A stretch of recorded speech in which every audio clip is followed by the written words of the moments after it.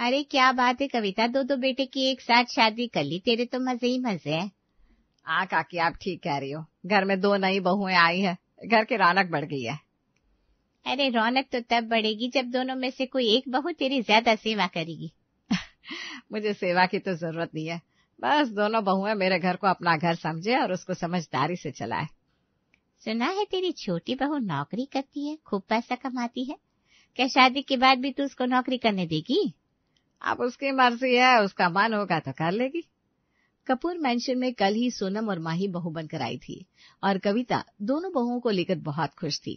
अब देखना ये था कि आखिर कौन सी बहू कविता के दिल पे चढ़ने वाली है और कौन सी नाक में दम करने वाली है। आ जाइए मम्मी जी, खाना बन गया है। अरे बहू अभी तो 8 ही बजे है, हमारे घर में सब 9 बजे खाना खाते हैं, तूने बहुत जल्दी खाना बना दिया। वो मम्मी जी मुझे पता नहीं था।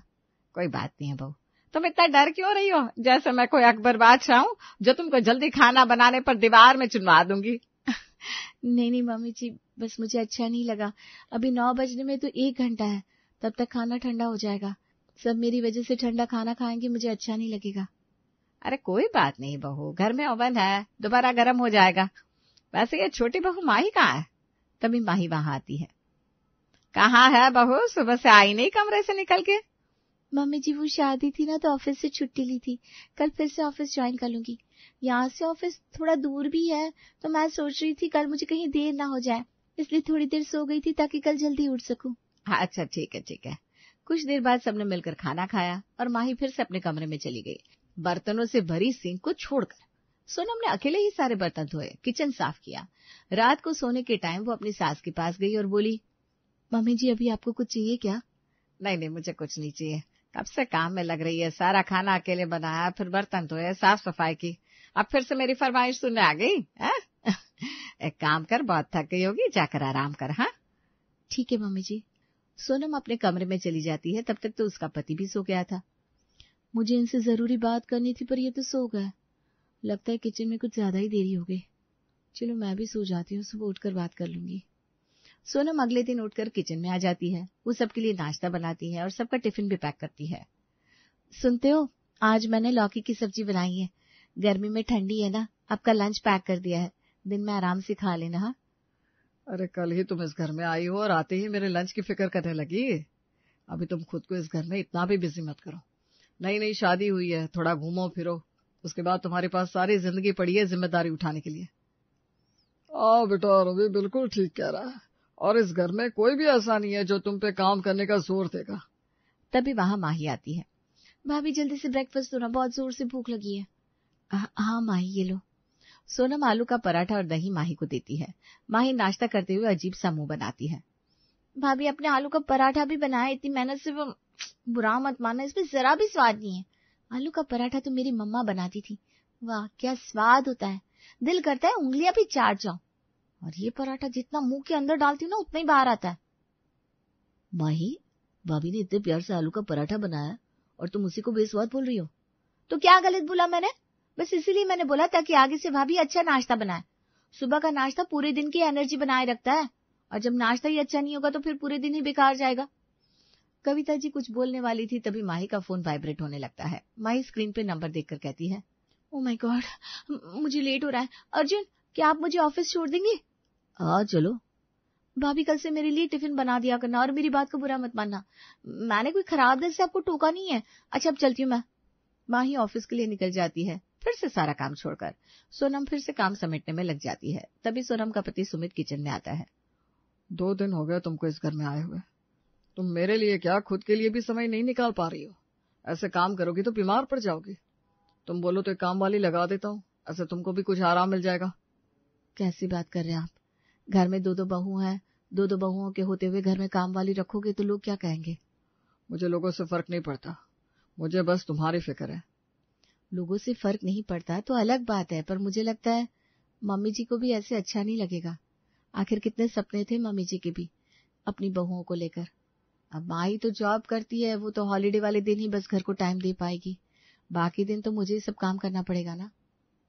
सुनो, मेरी बात को समझने की कोशिश करो। जिसको काम करना होता है वो ऑफिस और घर को साथ में लेकर चल सकता है।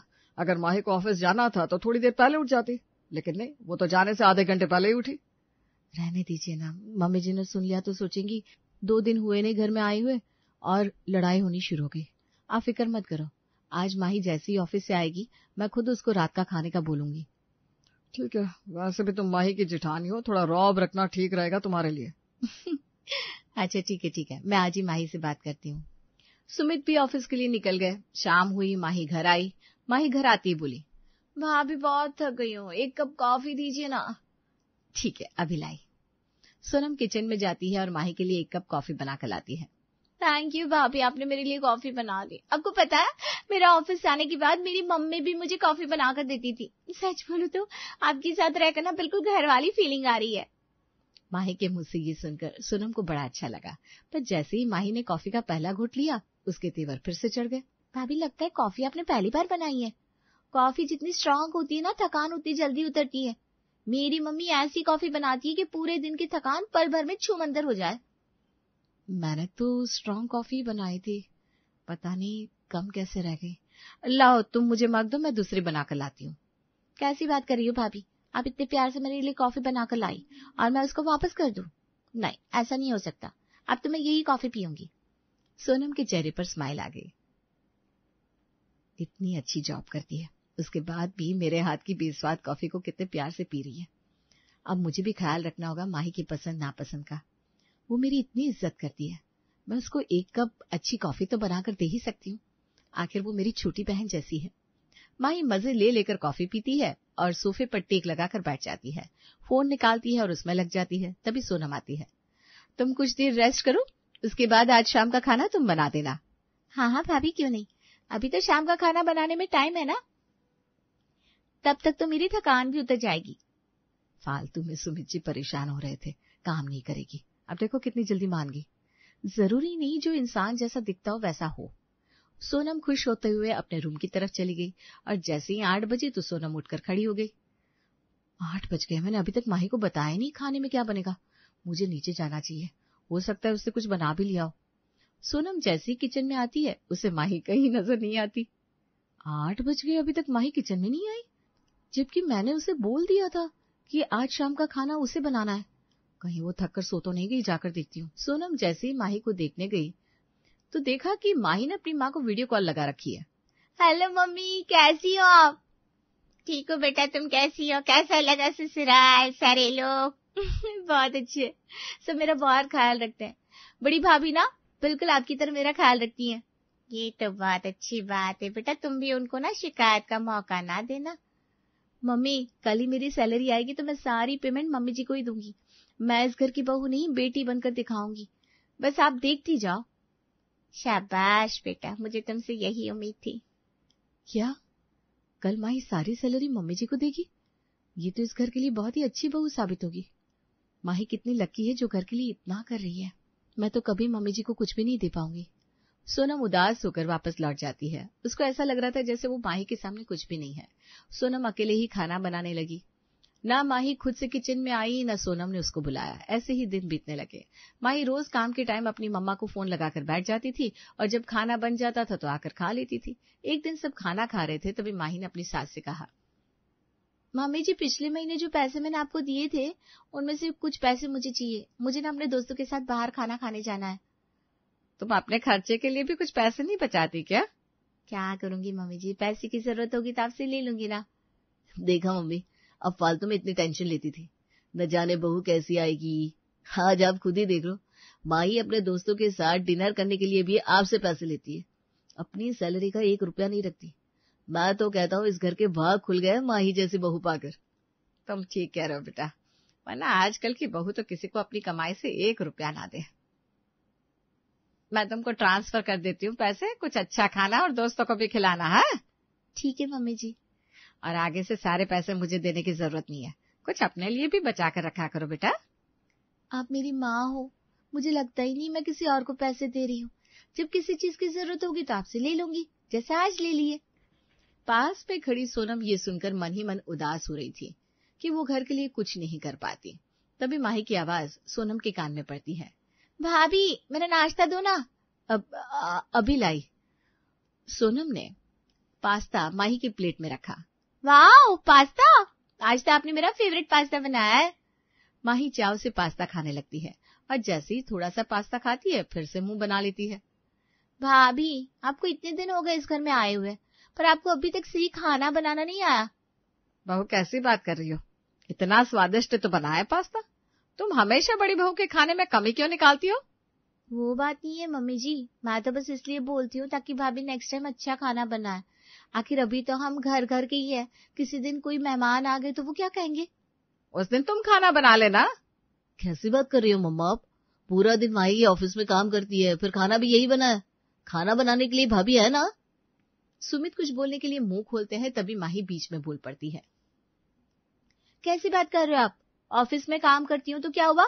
भाभी भी तो पूरा दिन किचन में काम करती है ना, ये क्या बात हुई? अच्छा कल संडे है ना, आप देखना, अब से छुट्टी के दिन मैं मम्मा से मिलने नहीं जाऊंगी, घर पर रहकर भाभी का किचन में हेल्प कराऊंगी।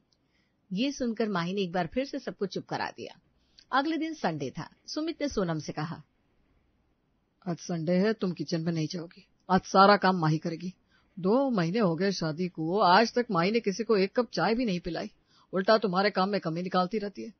आज देखना यह है कि आखिर माही कैसा खाना बनाती है। ठीक है, मैं खाना नहीं बनाऊंगी, पर सामान कौन सा कहाँ रखा है वो तो सिर्फ मुझे ही पता है ना। मैं बस सामान बताकर वापस आ जाऊंगी। तुम किचन में जाओ और काम किए बिना वापस आ जाओ, ऐसा हो ही नहीं सकता। आज तुम कुछ नहीं करोगी, ये मेरा ऑर्डर है। अब सोनम मजबूर हो गई। सुबह के 11 बज गए, कोई नाश्ते को बुलाने ही नहीं आया। 6 बजे की उठी हुई हूँ, 11 बज गए, अभी तक नाश्ता क्यों नहीं आया? अब तो मुझे भूख से चक्कर आ रहे हैं। तभी कमल जी वहां आते हैं। भगवान, घर में 2 बहू है और अब तक मैं सुबह से भूखा हूँ। क्या यही दिन देखने के लिए बेटों की शादी की थी? बड़ी बहू तो रोज समय से नाश्ता भी देती है और सबका टिफिन भी पैक करती है। आज वो अपने कमरे से निकलकर बाहर क्यों नहीं आई? तभी वहां सुमित आता है। मम्मी, आज संडे है ना, तो नाश्ता माही बनाने वाली थी, आप भूल गई क्या? अरे याद है मुझे, अब ये टर्न के चक्कर में मुझे ही भूखा ना मार दे। बुलाओ जरा माही बहू को, पूछो कोई उससे अब तक नाश्ता तैयार क्यों नहीं हुआ। अरे तुम खुद ही जाकर पूछो, मेरे पैरों में तो अब जान ही नहीं बची। कविता माही के कमरे की ओर चल देती है। वो जैसे ही कमरे का दरवाजा खोलती है, सामने माही बेड पे लेटी हुई थी और अर्जुन उसके पास बैठा हुआ है। क्या हुआ बहू, तुम्हारी तबीयत तो ठीक है? 11 बज गए, तुम नीचे नहीं आई। मम्मा, माही के सर में बहुत तेज दर्द है, उससे तो उठा भी नहीं जा रहा। कविता जैसे अब माही की चाल को समझ गई थी। माही बहू और अर्जुन दोनों नीचे आ जाओ, नाश्ता तैयार है।